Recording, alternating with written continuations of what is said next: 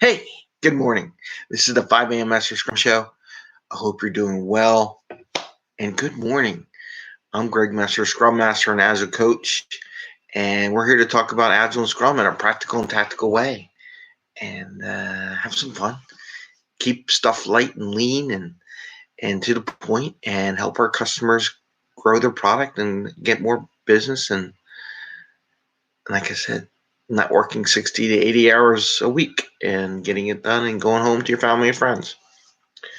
So today I was a little bit late. I did pop a picture. I was up early though. I'm getting tired of this. Somebody just walking around the neighborhood, going popping doors open in the neighborhood. So I was camping out on my deck, drinking some water early this morning, post some pictures. Beautiful morning. Sun's up. I mean, it was just now if I could just combo it with getting up, I'm gonna have to get up at 4. Can I get up at 4:30 or 4 o'clock in the morning? Brew coffee, sit on the deck, and just wait. See if I can find this person who continuously comes down the neighborhood and pops my door open in my car. But you know what's funny? Doesn't take any of my Jesus or church CDs from my car. They open it up, pull everything out of the little glove compartment, but they don't steal anything. I guess they don't care for it, but apparently they leave it on my seat. But one day I will catch them. We'll see. I will videotape it. We'll put it on TikTok and videotape the person doing it. Put it out for the world. We'll see. Anyway, so cheating and stretching, right? Those are the topics for today. I do metrics a lot. I've been doing this business for a long time. And my question to you, are your teams cheating? And one time I had an Agile coach talk to me, well, the teams are meeting and what do I say about cheating? So we're going to talk about cheating first. They're meeting their velocity every sprint. Well, one, I ask, are we measuring velocity against hours? And if so, I know why, because they work 30 hours and it's equivalent to so many points per hour or whatever, or so many hours per point, they're always going to meet their velocity. That's one. So if you're doing it that way, they should always meet the velocity, and it's never going to change. It's going to be a straight line because it's proportional. And maybe one week they have more people working, maybe another week they have less people working. Maybe they hired someone. Of course, the velocity is going to go up because they just added another person to do some more points because it's more hours. So that is one answer. The other answer is they're cheating. And maybe they're splitting stories, and maybe they're carrying on work or doing something. And because here's why. If you do Scrum right and you point and estimate right, theoretically you'll never have exactly the velocity you have when you commit. It doesn't happen. It's like getting the perfect full house in poker every time you play. Maybe I should use some poker cards.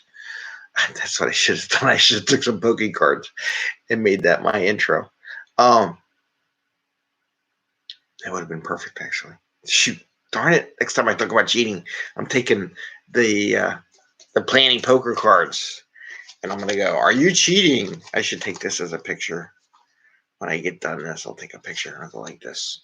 I'll go, "Are you cheating?"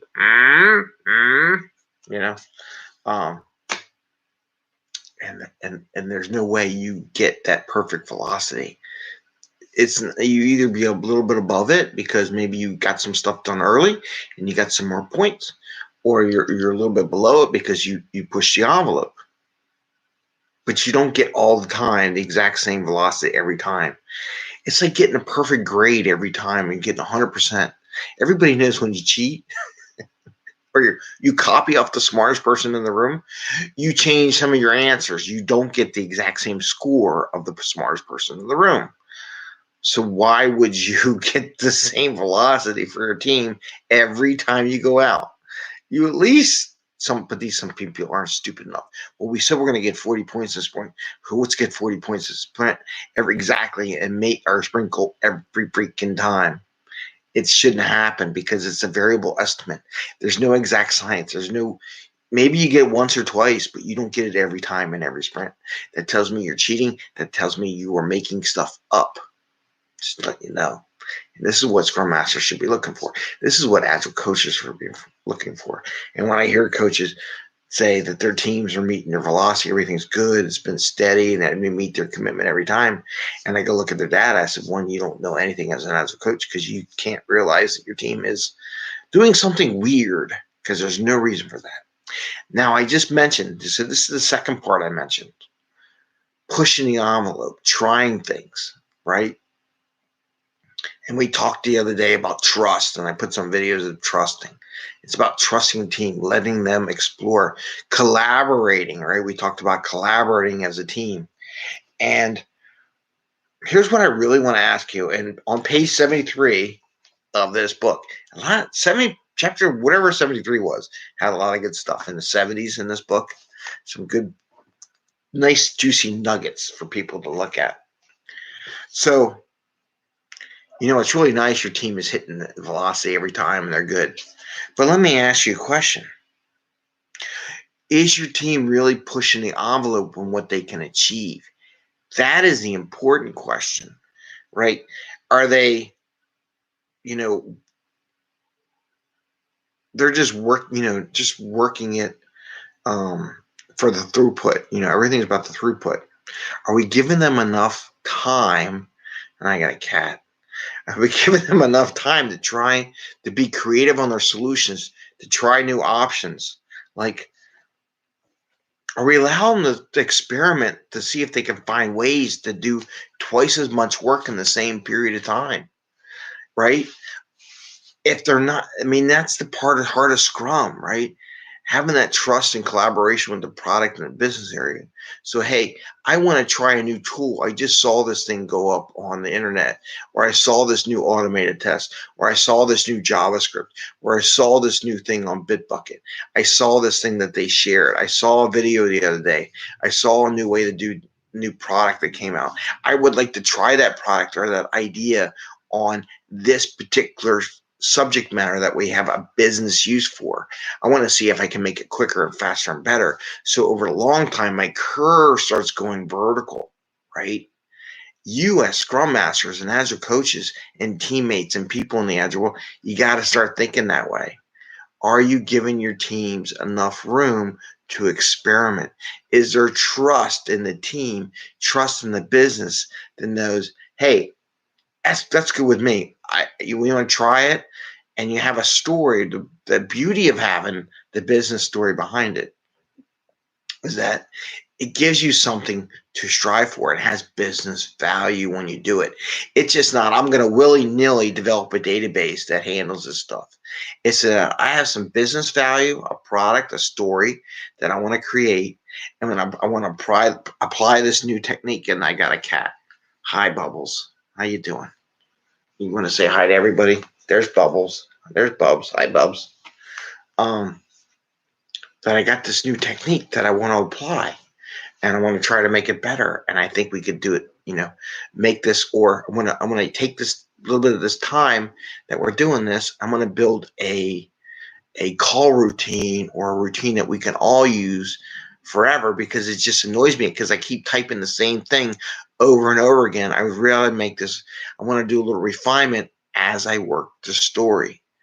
Are we allowing our teams to create that little bit of refinement in the coding process, then taking that refinement and sharing it with the rest of the team, doing retro or how we design it? Like when you're in sprint planning, say, hey, I would like to take the story, I'm going to stretch it a little bit. And that's where you get to think sometimes you don't meet your sprint goal. From a point perspective, you don't meet your metrics because maybe there was one story that you stretched it a little bit, but you learned a little bit, and then come from the very next sprint, I'm going to finish it because I know what I'm doing, and I try to experiment myself. Ran out of time a little bit, but I can get it in the next sprint. And it's okay because it's only 2 weeks later it goes in code. I watch teams that take months to get code out. So what the fuck? What is the difference for just getting 2 more days or the next sprint 2 weeks? What is 2 weeks to months before stuff gets deployed, right? Nothing. Ain't nothing. Anyway, so I'm going to go with that. That's the end. I'm going to go see upstairs a little bit, see what the weather's like. Hope you have a great day. It is Wednesday? I guess it is Wednesday. And we're halfway through the week. And I hope you're having fun exploring, reading some stuff. I did find my book I was looking for. Someone spilt something on it, hid it underneath the bed. I don't know if it was my wife or my kids. I don't know. But I found it, so I'm going to read that book and get back to you. And I'll show you what book I'm reading on my next one. But I really do like this little companion. But really, most of my stuff that I wrote wasn't until I got into the 70s. I don't know what the 70s. It was about user stories, tactics. Maybe that's why. It's all about tactics for a purpose. So when I go to 72, you talk about Scrum values and everything in this area, probably because he started breaking down some of the focus and the values, and he gave little examples. It was nice little section in this book. So with that, I'm going to say thumbs up. Give us a thumbs up. What's it say? It says dad, number one dad, right? And ring the bell and let us know what you think. I did put a video up yesterday of my daughter giving me a haircut, trusting the team. Maybe we'll talk about that a little bit on another day about trusting. Little TikTok thing. So, by the way, Eddie's almost got 2 million views. It's crazy. All right. See you guys. Have a good day. Enjoy. It's a beautiful day out there in some places. I hope you have a beautiful day and stay warm and have some fun with your family and friends and coworkers. All right. Bye. See ya. Take care.